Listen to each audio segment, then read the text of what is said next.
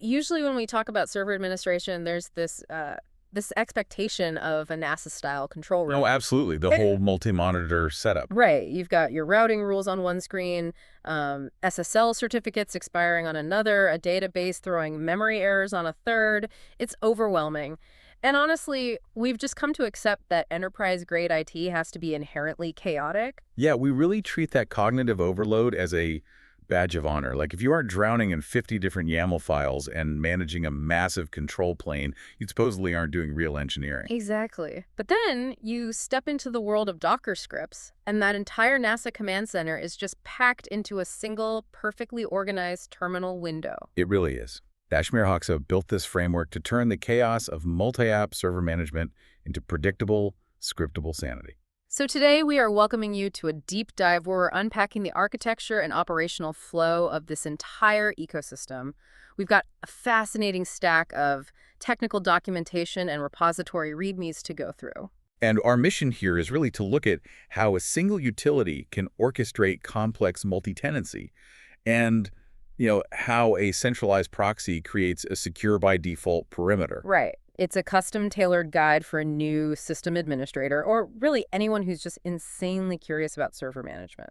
Okay, let's unpack this core architecture. Let's do it. Because before you can deploy multiple apps, you have to understand the brain of the operation, which is the Ds utility. It acts as this meta orchestrator. But what fascinated me is the tech stack. It's built on Bash, Docker, and M4 macro expansion. Yeah, and that stack is entirely deliberate. Think about what you don't see in that list. Right, no hex binaries. Exactly. No heavy Go binaries, no Python virtual environments, no complex package managers required just to run the orchestrator itself. You literally just need make, git, bash, and M4. Yep. You clone the repository, run a quick make command, and it installs the Ds utility globally right into /ops/docker scripts/Ds. So from anywhere on your server, you just type Ds, and you're commanding the underlying Docker primitives. Which is an incredibly refreshing take on infrastructure. I mean, the industry default right now is to just throw Kubernetes at every single problem. Oh, K8's everywhere. Right. But Docker scripts targets a very specific, often neglected model, the single server, many applications deployment. Yeah, I was thinking about how to visualize this for someone caught up in that whole Kubernetes hype. If Kubernetes is like a massive, complex commercial kitchen designed to feed a stadium, complete with a head chef, sous chefs, expediters, a massive supply chain, That's a huge operation. then Docker scripts is basically a highly optimized food truck. You have one operator, but absolutely everything they need is perfectly within reach. But why would a sysadmin choose the food truck over the massive kitchen? Well, that's a highly accurate way to look at it, actually, because the commercial kitchen requires a massive staff just to keep the kitchen itself running. Oh, for sure. With Kubernetes, you are managing the orchestrator, the etc. data store, the API servers, the kubelets. It introduces immense overhead. The Ds utility just strips all of that away. It prioritizes operational clarity over extreme distributed scalability. Exactly. It drastically reduces the total cost of ownership because the sysadmin is spending their time actually serving the applications, not patching the orchestration layer. Okay, so let's talk about the operational flow. Because if you're standing in that food truck, you need a highly repeatable process for getting orders out the window. I definitely do. And Docker scripts enforces a very strict, deterministic, four-stage life cycle for every single application. Right. It completely removes the guesswork from deployments. You aren't reinventing the wheel every time you spin up a new service. So step one is acquisition. You just type Ds pull and the name of the app. Say Ds pull next cloud. And that reaches out to the GitLab repository and pulls down the specialized script logic for that specific app. Step two is initialization. You run Ds init, which creates an isolated working directory for the app in /var/Ds. Then step 3 is configuration, where you open a file called settings.g and define your variables. And finally, step 4 is instantiation. You run dudsmake, which actually builds the container and runs the post-install configurations. And what's fascinating here is that third step, editing settings.ish. It's the linchpin of the whole framework. In this ecosystem, that single text file is the ultimate declarative source of truth for the application's entire state. Okay, wait, hold on. This is where I have to push back a little bit. Oh, wow. Because this sounds like a recipe for a disaster. You're telling me I just edit one settings.just text file, maybe throw my domain name and an admin password in there, Yeah. and it handles a notoriously complex beast like a postfix mail server or a Nextcloud instance. I am. But what is actually writing the complex configurations inside the container? Because standard Docker just maps ports and volumes, right? It doesn't dynamically configure internal application logic. This is where that ancient M4 dependency comes into play, and it's brilliant. Yeah. M4 is a macro processor native to Unix. It predates Linux itself. Yeah. When you run that final deeds_make command, the framework isn't just copying your settings.shoy file into the container. It uses M4 to read the variables you declared in settings.show, like smtp_domain equals example.com, and uses them as macros to dynamically compile the final, intricate configuration files. Oh, okay. So it's basically a templating engine.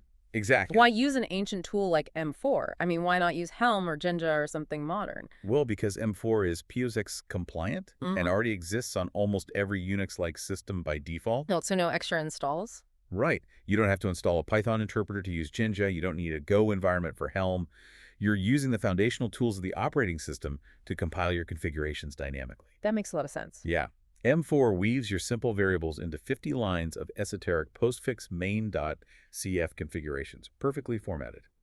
It minimizes manual intervention and guarantees the container adheres to strict architectural patterns. Okay, I see it now. You get the power of dynamic templating without the bloat of modern dependencies. But, a server is really only as good as its disaster recovery. Very true. And the operational flow here includes a native Ds backup command.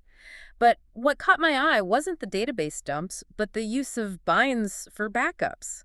Why not just use native Docker volumes and point a backup server at them? Let's trace the mechanics of a common attack vector to understand why native volumes are risky.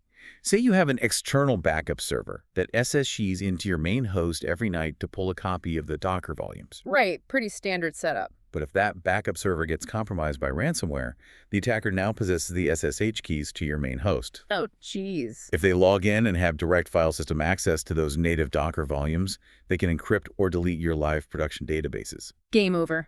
Exactly. But Docker scripts utilizes binds, which allows the host to mount a shadow, strictly read-only view of those critical data directories. So when the backup server connects, it's restricted to this binds mount. Yes. It can read the files to copy them, but it physically cannot alter them. Even if an attacker gains the backup server's credentials and tries to run a delete command, the Linux kernel itself blocks the action. The live server remains entirely untouched. It's a hardened security boundary at the kernel level. That is a phenomenal layer of defense. Okay, so we've covered deploying a single app and backing it up. But building one perfect container is easy. The real nightmare for a sysadmin is doing that for 10 different instances on the same machine without them crashing into each other. Oh, absolutely. How does Deeds prevent resource collisions when you start scaling? That brings us to multi-tenancy. And the framework solves this right during the initialization phase using a remarkably simple mechanism, the @ symbol. Here's where it gets really interesting. So instead of just typing Ds init Nextcloud, you type Ds in Nextcloud at finance or Ds init Nextcloud at HR. Exactly. And it dynamically creates segregated directories like /var/Ds/Nextcloud at finance. Right. But it's not just making a uniquely named folder on your hard drive. We have to look at how that @ symbol manipulates Docker's underlying networking and isolation mechanics. Let's break that down. How does Docker know they are different? Well, when you append that suffix, the Ali's bash scripts intercept it and dynamically inject it into the compose_project_name environment variable before passing it to Docker. Oh, I see. Yeah. By default, Docker compose groups, containers, networks, and volumes based on the project name.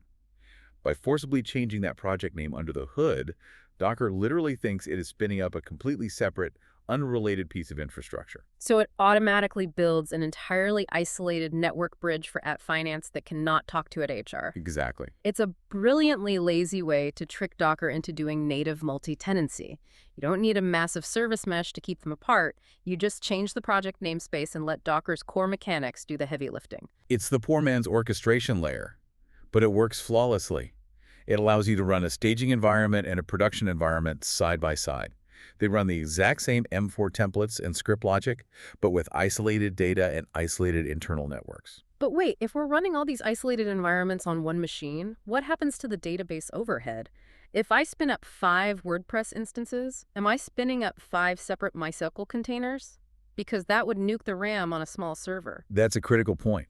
If you were deploying to a resource-constrained environment like a small virtual private server or a Raspberry Pi, RAM is your most precious commodity. Oh, absolutely. The Docker scripts architecture handles this through database pooling. Instead of running a heavy, resource-hungry database engine for every single application, you deploy a single MariaDB or PostgreSQL container. Okay. All the different application containers communicate with that central database container over a shared internal Docker network. So you completely bypass the overhead of running multiple database daemons? Precisely. You have one highly tuned Postgres instance managing discrete databases for all your tenants, rather than 5 poorly tuned Postgres instances fighting for system memory.